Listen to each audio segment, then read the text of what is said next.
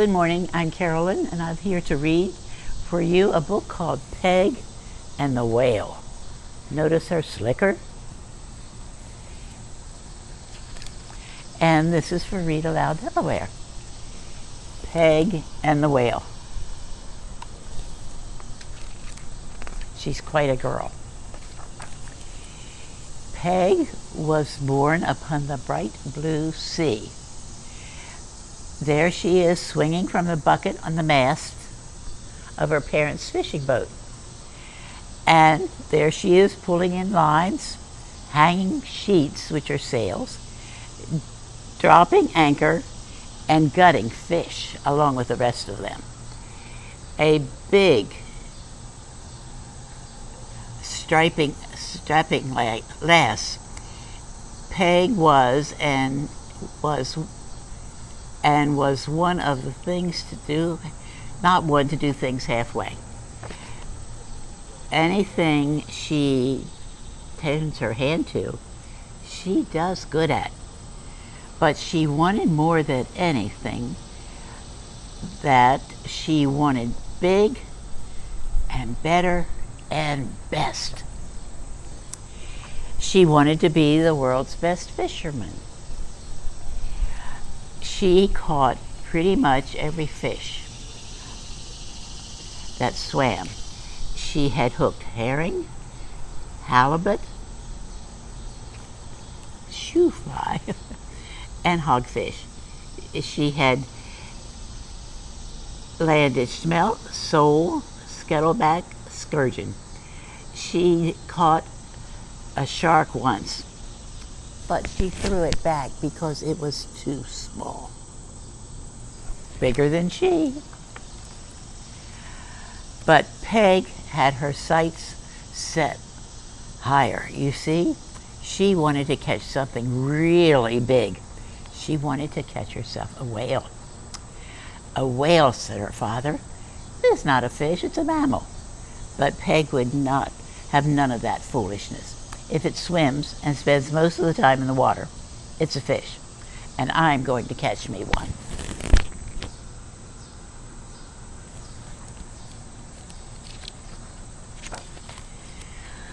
Well, Peg was pushing 7, and she figured it was high time to make something of herself. So one night in harbor, she packed up her fishing rod, left her parents a note, and signed on with a whaling ship named Viper. Her leaving in the night. I'm glad she left her parents a note.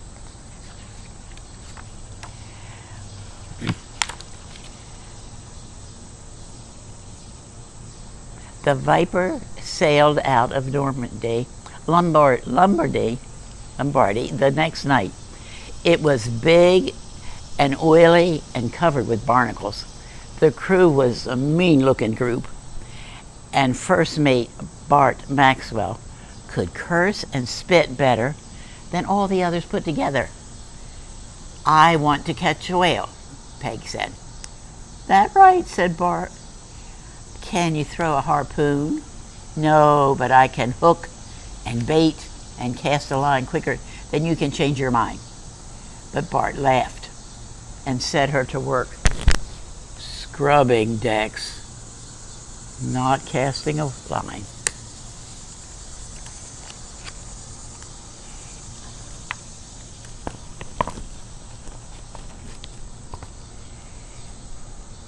But Peg had a chance to prove herself the next morning. There was a stiff wind blowing, and the captain's hat was knocked right off his head into the water. A doubloon, which is a kind of money, for the one who can catch my hat, said the captain. But Maxwell threw a harpoon and missed the hat the first time. Curse that wind, he shouted. He threw again and missed again. Oh, pucks on that stormy sea. He swung, snatching up another. I'll do it, said Peg. She grabbed her line and rod, and she threw with all her might, and threw right to the hat that hooked on the hat hooked on the at the first try. But Max gave her a look that said, "Well, nice going, girl, but I bet you can't do that again."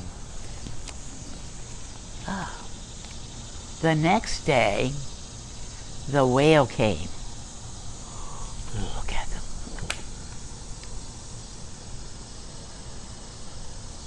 Oh, now you can see. "There she blows," hollered the sailor from the crow's nest. Before the men could even get to the whaleboats, Peg was at the side with her fishing rod. She swung the rod back over her shoulder and cast with all her might. The whale took the hook, and the line played out faster than a tune in the Jack-in-the-Box. "I got her," she shouted. She tied herself to the ship's mast and held on tight. Goodness sakes.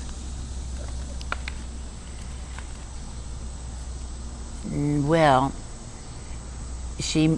the mast bent nearly double, and the whale pulled the Viking through the ocean on a Nantucket sleigh ride. "The lass has hooked herself a whale," the sailors said in amazement. "She's reeling it in," they said. "She's reeling in a whale." "Nice fishing, girl," said Bart Maxwell, and in a flash he cut all the rope holding Peg to the mast. You can see the whale has taken the vine, and if she's not tied anymore, I wonder what. Peg flew through the air, hit the water, and went skipping over the waves after the whale, still holding her line. Just as well, thought Peg. That old ship was only slowing me down. Then the whale stopped. "Ah, pa, plain tuckered out," she cried, reeling in. She knew she'd met her match, she, the whale. Then the whale turned and came at Peg, big as a blue mountain. "I got you," cried Peg. Peg swallowed whole. There was a tremendous roar of water, and she was spitting and splashing and tumbling and thrashing right down the whale's gullet and into its stomach. It was black as night without a moon or stars, only blacker. Peg lit a waterproof match. She reckoned that there were enough planks and busted beams down there to set up a shop as a carpenter. A cod slapped her feet. Seeing she felt a bit peakish, she made herself a little fire, hung up her wet clothes to dry, and fried up some fish. Swishing down to the whale's stomach. After she'd eaten and gotten dressed, she figured the only way out was up. So she took some of the busted up wood and thigh bone from an old pirate's skeleton and hammered herself a ladder. Peg climbed back up the whale's gullet and into its mouth. She felt a big draft coming from overhead, then the whale sighed and whoosh! Peg was blasted right up through the blowhole. She reckoned she was about 30 feet in the air before she came back down and landed on the whale's back. Now she could see what was what. Can you imagine? Not I.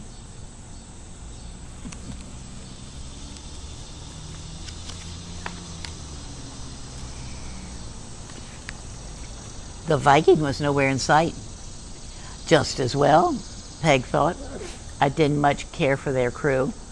All in all, she was mighty pleased. She wanted to catch herself a whale, and she'd gone and done it. Riding a whale through the Labrador Sea. But after an hour or so, she figured it was probably time to be moving on. "Well," she said, "it looks like you're my way back to shore."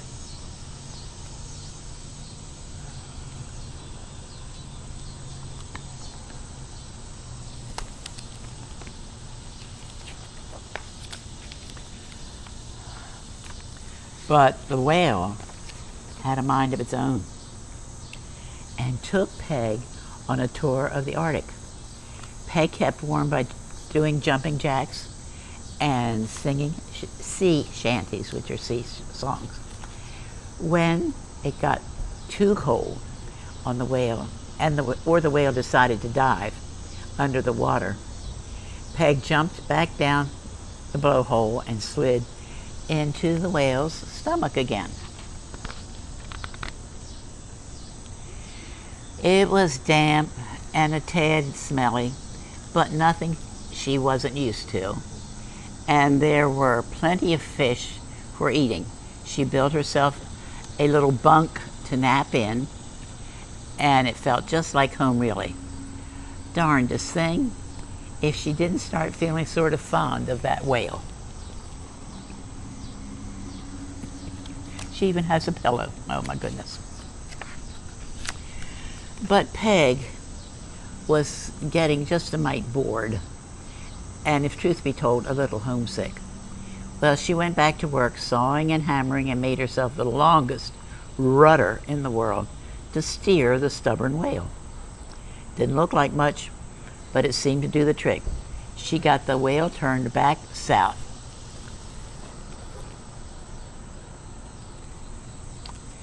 After a few days later, Peg caught the sight of a ship on the horizon. The Viper? No, her mother and father's fishing boat. Peg gave the whale a little pat. "Good work," she said.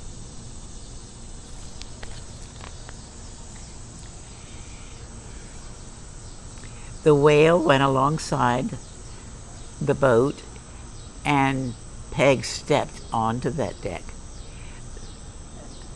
She was a little stiff and frozen around the edges, but none the worse for wear.